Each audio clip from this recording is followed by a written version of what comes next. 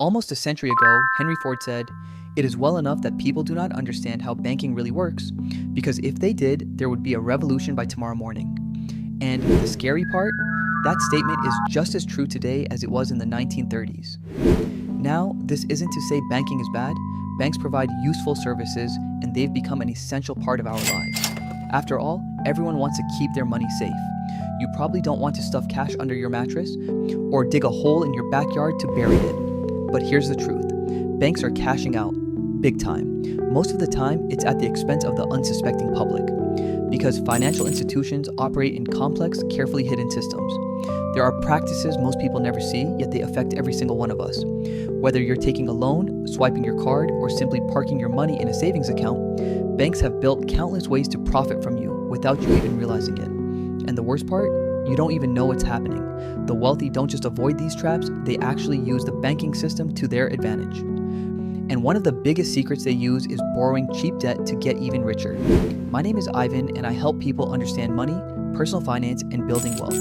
If you are interested in getting your finances on track and maybe even getting ahead of the pack, make sure to subscribe to the channel and hit the like button if this information helps you out. Number 5. How the rich use cheap debt to make more money. In July 2012, Mark Zuckerberg bought a $5.95 million home in Palo Alto, just 3 miles from Facebook's headquarters. At the time, he was only 28 years old and worth an estimated $15.6 billion. He could have easily paid cash for that house. In fact, he could have bought a dozen of them without blinking. So why did he take out a 30-year mortgage instead? The answer is simple: cheap debt. It sounds strange, but for someone like Zuckerberg, borrowing wasn't about necessity, it was about strategy. His mortgage interest rate was just 1.05%. Compare that to the US inflation rate at the time, which hovered between 2.5% and 3%. When inflation is higher than your borrowing costs, that loan is essentially free money. Here's the math. If you borrow $1 million at 1.05%, your annual payments would be around $2,500. But if you put that same $1 million into an investment earning 2.4%, a common pre-pandemic return, you'd make $24,000 a year, more than double what you're paying in interest. Now scale that up. Imagine doing it with $100 million or even $1 billion. That's how the wealthy use banks. They borrow at ultra-low rates, invest elsewhere, and let inflation work in their favor. And while it might not make sense for small amounts of money, at larger scales, even a difference of 0.5% can mean tens, or even hundreds of thousands of dollars. When you understand this, you see why the rich don't just use banks to store their money. They use banks as tools to multiply it, and here's the kicker. Not only do the rich use cheap debt to their advantage, they also get access to even lower interest rates than the rest of us. Banks literally give them better deals, and here's why.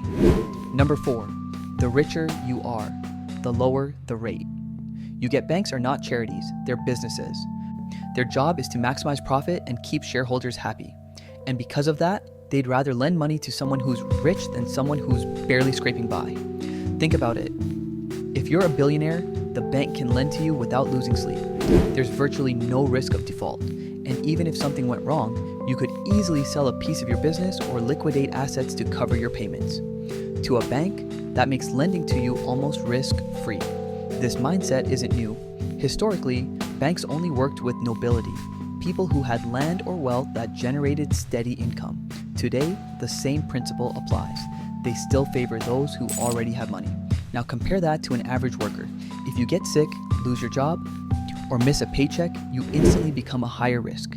From the bank's perspective, lending to you is simply more dangerous. It might sound harsh, but ask yourself, if you had to lend money to a friend, would you choose the one who's broke or the one running a successful business? The answer is obvious, and banks think the same way. The result? The wealthier you are, the better rates you get. Rich clients get lower mortgage rates, cheaper loans, and better terms. Banks even offer them exclusive deals just to keep them as long-term customers, knowing they'll eventually take out larger loans or invest through the bank. The good news? Banking is more accessible now than it was 100 years ago, and emerging technologies like blockchain and crypto are promising to democratize finance even further. But at the end of the day, if you want better rates and terms, the reality is simple. You need to improve your financial standing first. Number 3, how small fees quietly eat away at your wealth. Most people think of banks as a safe place to store their money, But what they don't realize is that even so-called free accounts are riddled with hidden fees that chip away at your balance over time. These fees are often so small individually that you barely notice them. Monthly maintenance fees just for having an account. Out-of-network ATM charges every time you withdraw cash from the wrong machine. Overdraft penalties when you accidentally dip below your balance. Even paper statement or inactivity fees for accounts you don't use often. One fee here, another fee there. It doesn't seem like much. But over the course of a year, they add up fast. In fact, studies show the average American pays hundreds of dollars a year in bank fees without even realizing it. And for many households, living paycheck to paycheck, those fees aren't just annoying, they're devastating. This is how banks squeeze extra profit out of customers without ever raising interest rates or touching your savings balance. It's death by 1,000 cuts, and most people never even notice it's happening. The bottom line, banks don't just make money off loans and credit cards, they make billions from the small, sneaky fees you've been conditioned to ignore. And here's the part banks really don't want you to know. Many of these fees aren't set in stone. In fact, with just one phone call, you can often get them reduced or even wiped out completely. By the way, I wanted to share something useful. Go Login. It's an anti-detect browser that really saves time and nerves in both work and daily life.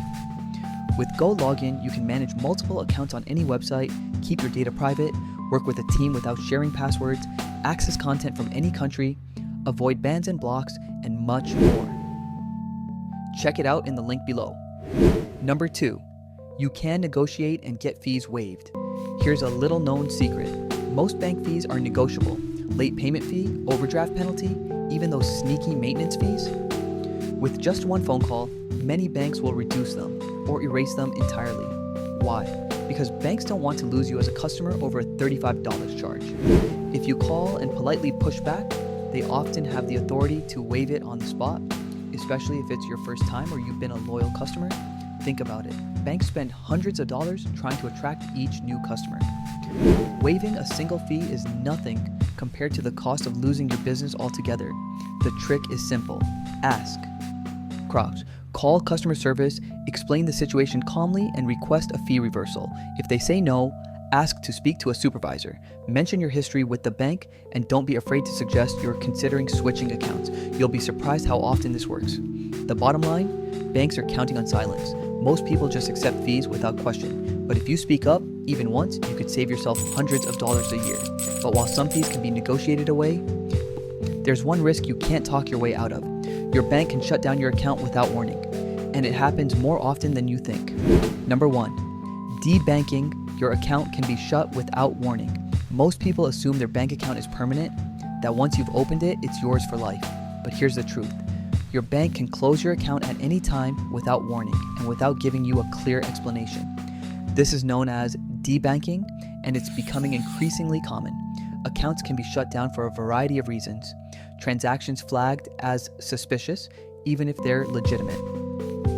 Links to industries banks consider high risk, like crypto or online business.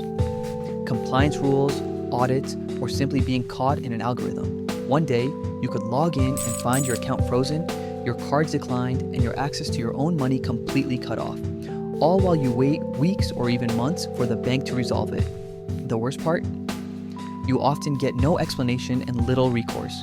Banks have broad legal authority to terminate accounts, citing risk management or compliance, and there's almost nothing you can do to appeal it. This is a stark reminder that your relationship with your bank isn't as secure as you might think. It's one more reason why diversifying where you keep your money and understanding how the system works is so important.